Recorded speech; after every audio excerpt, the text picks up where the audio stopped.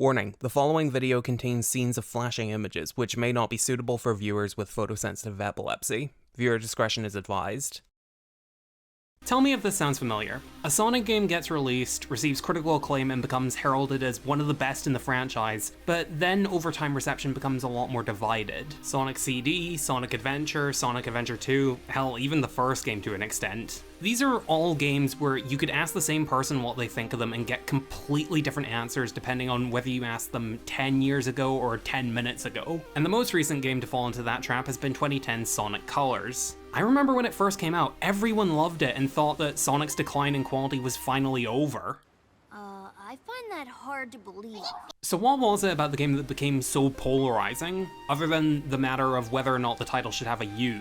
Let's take a look and see. And to be clear, I'm playing the original Wii version, not the quote-unquote ultimate remaster from 2021, because A, I want to give the game the best chance I can get by playing a version that actually functions properly, and B, I've come this far in my life without having a seizure, and it's not a streak I'm looking to break. The first thing I'll say in this game's favor is that despite what people have said about it in retrospect, I can totally understand why it was such a fan favorite upon release. It was a 3D Sonic game that did what the series had been promising and failing to deliver on for several years, going back to its roots. It didn't have any weird or poorly implemented experiments in its story or gameplay, the game wasn't packed with glitches, for the most part.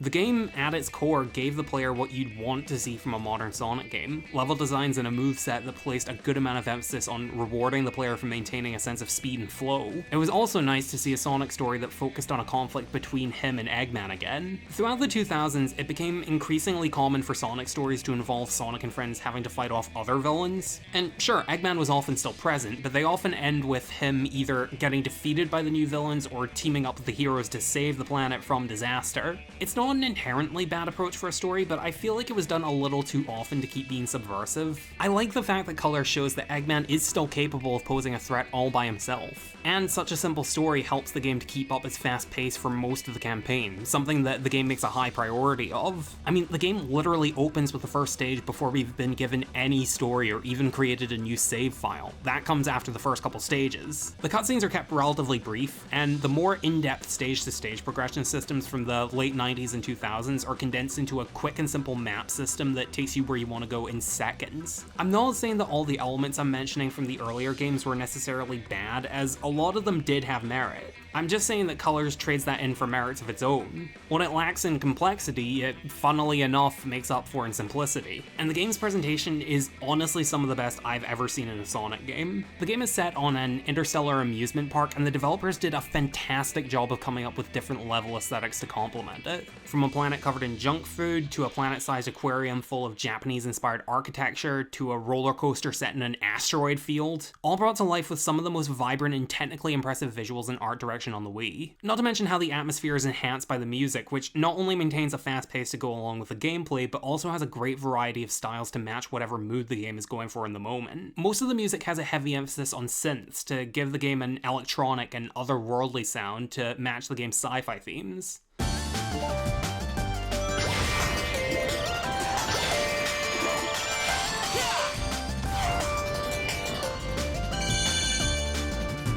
Or it can go with an orchestral sound to go along with the grand, majestic feel of space.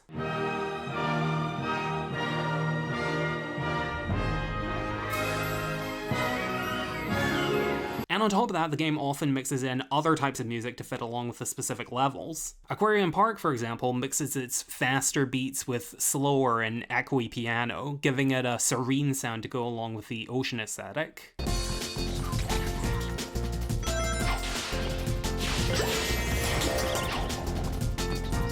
Or the theme of Planet Wisp, which also uses a slow piano to capture the beauty of the nature aesthetic, as well as give the stage a somber tone as we see Eggman's destruction of it.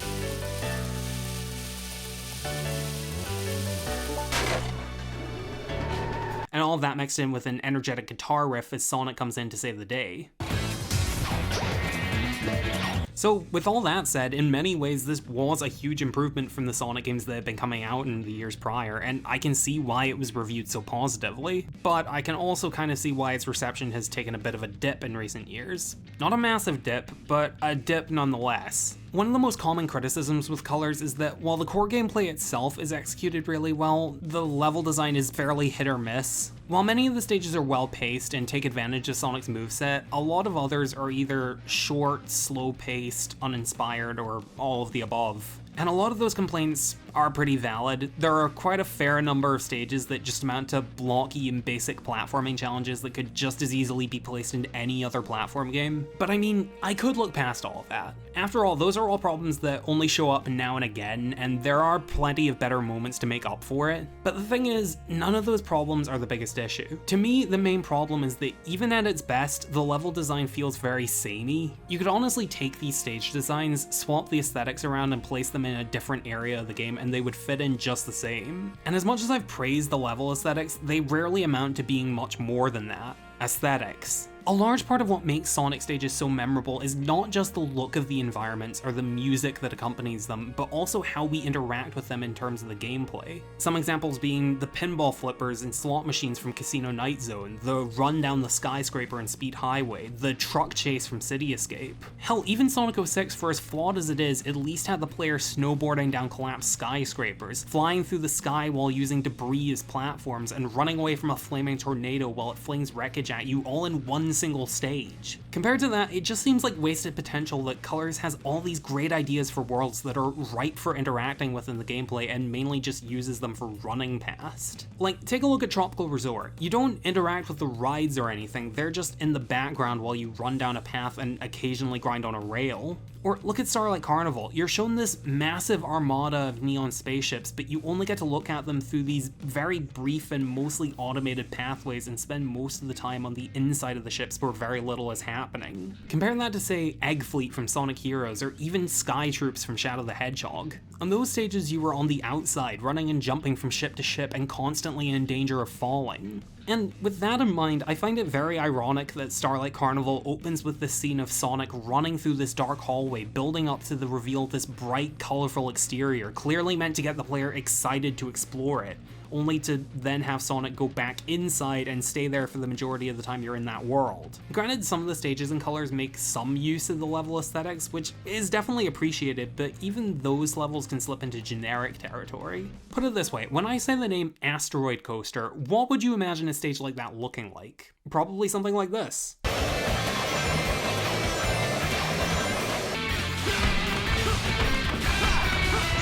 Not so much something like this.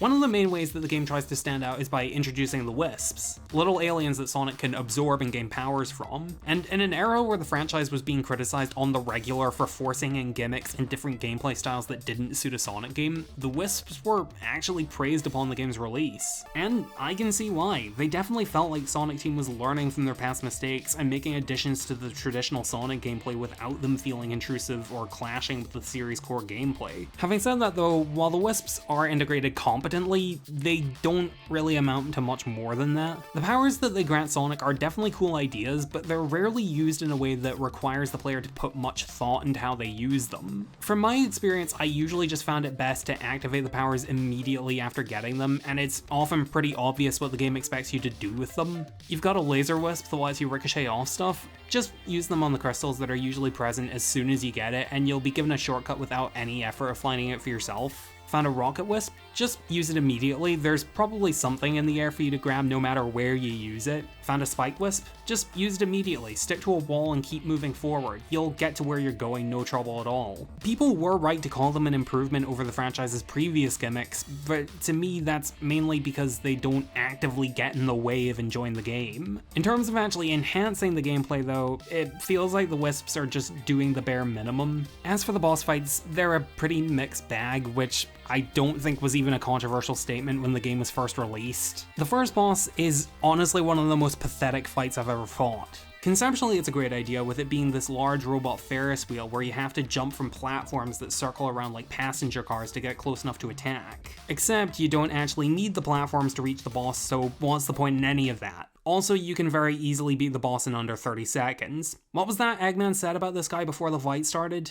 Release the big boy! At least I know he won't screw it up. The second boss, however, is a decent improvement. It starts with Sonic having to go through a short platforming segment to trigger the boss coming out. It's a good enough platforming section, although it does feel like padding when they make you do it twice instead of designing two separate ones. And the actual fight against the boss is just okay, mainly just consisting of homing attacking a couple times while the boss jumps around. The third boss, however, is a major step up in quality, with Sonic chasing down a spaceship, dodging attacks and homing attacking until it falls apart. It's still fairly easy, but it is fun just to fucking wail on the boss and watch it actually get perceivably destroyed instead of the game just implying that damage is being done. Bosses 4, 5, and 6 though are when it starts to feel like the devs were running out of ideas. Instead of creating new bosses for the player to fight, the game resorts to just taking the first 3 and adding a few new elements. Boss 4 is just the Ferris wheel boss again, but now with round platforms making them more challenging to stand on. Boss 5 is the second boss, but underwater and with a slightly more challenging platforming section. And boss 6 is just boss 3 with a few new attacks added.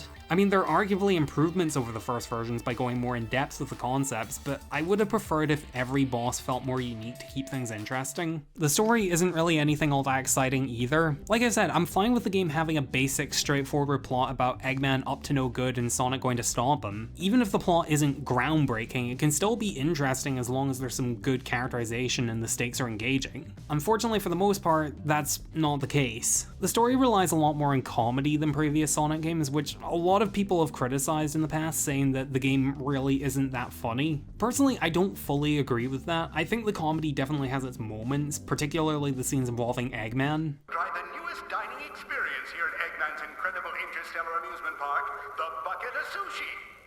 Now with fish. And Yacker pantomiming in the background of the dialogue scenes is also pretty funny and cute. But Sonic and Tails, you know, the protagonists that we spend most of the game with, are where the jokes really struggle to land. Some of their nonchalant and carefree attitude to saving the world can be funny, but most of the jokes are to do with Tails' translator device malfunctioning when trying to decipher the Wisp's language. That could be funny, but there's no real wit or deeper layers to the joke beyond the translator saying something nonsensical and the characters just acknowledging that that probably wasn't what Yacker said. He says his name is Talks-a-Lot, and he's from a faraway soda, and where flowers water them with dances. But the game seems to think that it's funny enough to be one of the main jokes they tell. To make underwear to be worn by salad. It was first translating as horrible body odor, and using it for an evil aquatic mammal? An evil dolphin? No, a porpoise. At first I thought that Yacker was talking about how Baldy Nosehair was using burps to do it. It sounds like they're in shock because of public transportation and a loony nurse.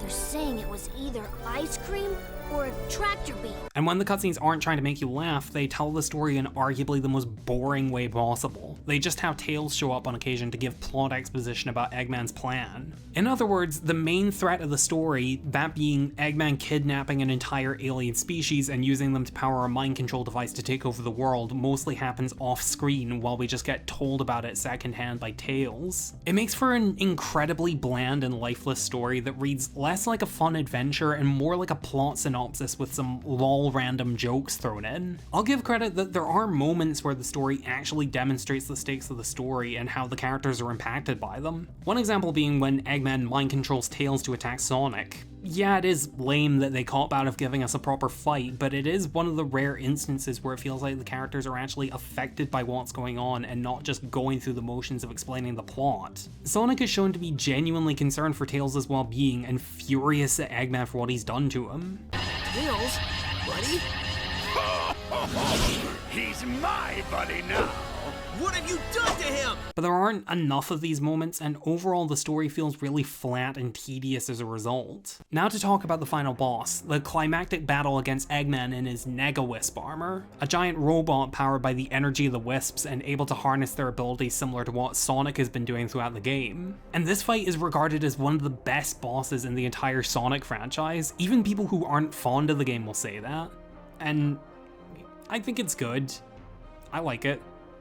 I think the hype is maybe a little overblown though. Okay, so I don't think it's a controversial argument to say that the fight itself from a gameplay perspective isn't the most amazing thing in the world. It's honestly pretty straightforward, with the player really only required to dodge via sidestepping and jumping. Honestly, very simple inputs, and homing attacking when Eggman kinda just decides he's had enough for the moment. Plus, for a final boss, it ends up being pretty easy, but I could accept a somewhat basic and easy fight if it at least feels big and epic, and hey, that's clearly what people seem to love about it. What with the orchestral cover of the game's main theme, Reach for the Stars. And yeah, I admit that is a very strong piece of music that can stand as one of Sonic's best final boss tracks.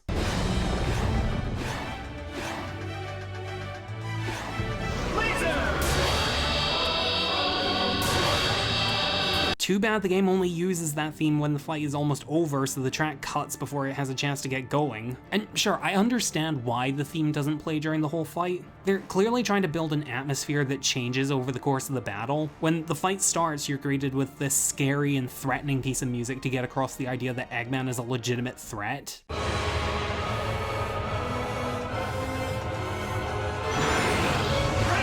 Then as the fight progresses and you've landed a good few hits on him, the music changes to the Reach for the Stars cover, which sounds more hopeful and triumphant and conveys that Sonic is winning. I just wish that we could have heard more of the track before the battle ended. I know that this has been a predominantly negative video, but I want to make it as explicitly clear as possible that Sonic Colors is a good game, and if we're talking about specifically the mainline 3D games, it is probably one of the better ones. The reason I've been so critical is that when you look at the game on a deeper level and compare it to other Sonic games, both the good and bad ones, you start to notice that it is relatively bare bones in a lot of ways, but very little of it is outright bad. The gameplay at its core is still very well designed for the most part. Sonic's controls and moveset are very fun to use, the level design is usually competent at the very least, and often a fair bit higher than that, and the presentation is to die for. I would hardly call it perfect, and while you can make the case that it was maybe a little overrated on initial release, it's still a solid enough entry in the series that Sonic Team could build on going forward. Which they did. Until they didn't. Anyway, if you enjoyed this video, then be sure to subscribe and click the bell to get notified when new videos get released. Thanks for watching.